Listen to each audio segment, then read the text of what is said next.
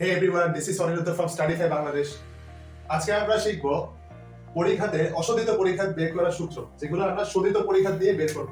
কি বললাম? অশোধিত পরীক্ষাতে সূত্র বের করা শিখব, যেগুলো আমরা শোধিত পরীক্ষা দিয়ে বের করব। আচ্ছা, তো অশোধিত পরীক্ষাতে ফার্স্টে আসছে আমার প্রথম অশোধিত পরীক্ষা, মানে μ1 প্রাইম।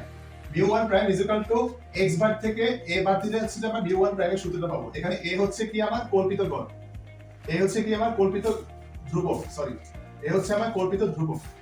আচ্ছা, দেন আমার দ্বিতীয় অশোধিত পরীক্ষা mu prime 2 is equal to μ2 minus মিউ1 প্রাইম স্কয়ার।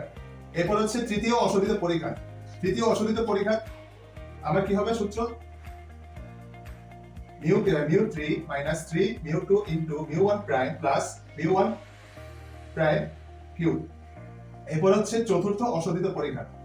চতুর্থ অশোধিত পরীক্ষাতে সূত্র হচ্ছে আমার μ4 মাইনাস 4 ইনটু μ3 ইনটু মিউ1 প্রাইম প্লাস 6 ইনটু μ2 ইনটু মিউ1 প্রাইম হোল স্কয়ার মাইনাস মিউ1 prime to the power 4।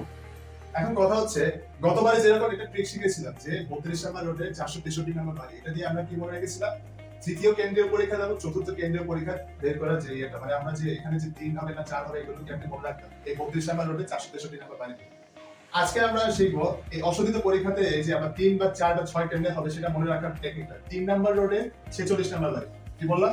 3 number রোডে 46 নাম্বার বাড়ি, তার মানে কি 3 নাম্বার রোড, তার মানে হচ্ছে তৃতীয় অশোধিত পরীক্ষা, মানে μ3 প্রাইমের যে 3টা সেটা হবে, আর 46 নাম্বার বাড়ি, 46 নাম্বার বাড়ি হচ্ছে μ4 প্রাইম, মানে হচ্ছে চতুর্থ অশোধিত পরীক্ষাতে 4 আর 6, চতুর্থ অশোধিত পরীক্ষাতে 4 আর 6। আগের বারের মতো এবারও আমি বলবো যে এই সূত্রগুলো মনে রাখার জন্য আমাকে প্রচুর প্র্যাকটিস করতে হবে, আর খাতায় 10 বার করে যদি লিখে আমরা, তাহলে এই সূত্রগুলো আমরা ইজিলি মনে রাখতে পারি।